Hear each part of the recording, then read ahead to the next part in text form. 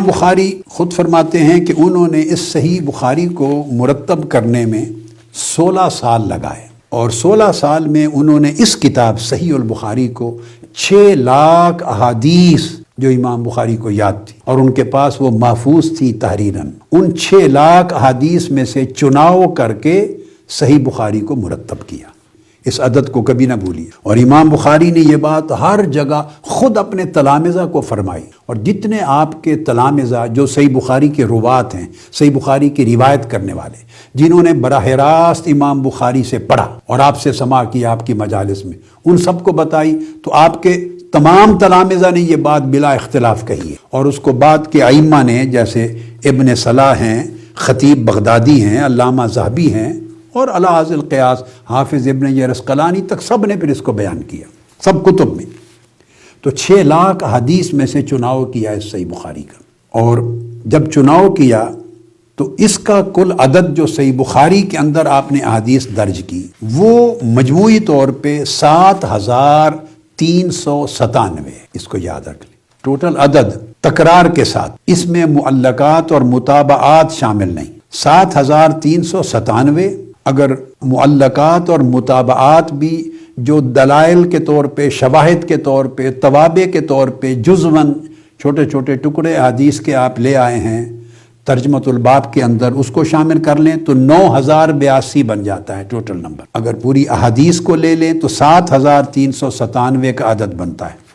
مگر یاد رکھ لیں یہ 7397 کا عدد ریپیٹیشنز کے ساتھ ہے۔ امام بخاری کا طریقہ ہے کہ امام بخاری چونکہ چیپٹرز قائم کرتے ہیں، ابواب جب بناتے ہیں تو اس کے ابواب بندی کی بنیاد فقہی احکام اور مسائل کا واضح کرنا ہوتا ہے، لہٰذا موقع محل کے مطابق ہر موضوع کے تحت ہر حکم کے لیے ایک ہی حدیث کو بعض اوقات کئی بار ریپیٹ کرتے ہیں، کہ 2 بار 3 بار 4 بار بھی حدیث کو ریپیٹ کرتے ہیں،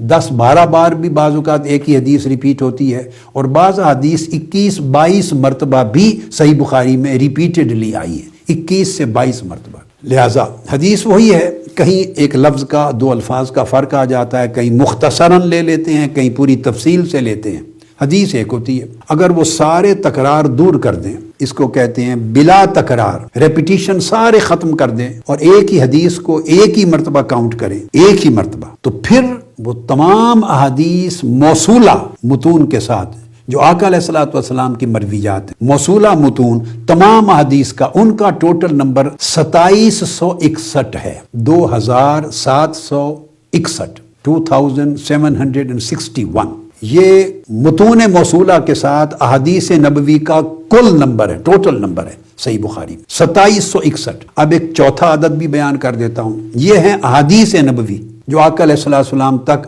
موصولہ متن کے ساتھ، اور اگر اس میں صحابہ کرام کے آثار بھی شامل کر لیں، یعنی انہوں نے حضور علیہ السلام سے روایت نہیں کیا، صرف صحابی کا قول ہے، اور تابعین کے آثار بھی جمع کر دیں کہ آقا علیہ السلام سے مروی نہیں، صحابہ تابعی کا قول ہے، اور امام بخاری نے اس کو لیا ہے، تو احادیث نبوی تمام اور آثار صحابہ اور تابعین کے آثار یہ سارے جمع کر لیں اور تکرار نہ رکھیں، ایک بار صرف کاؤنٹ کریں، تو پھر ٹوٹل عدد 4000 بنتا ہے۔ سو میں نے آپ کو 4 عدد مختلف بتا دی۔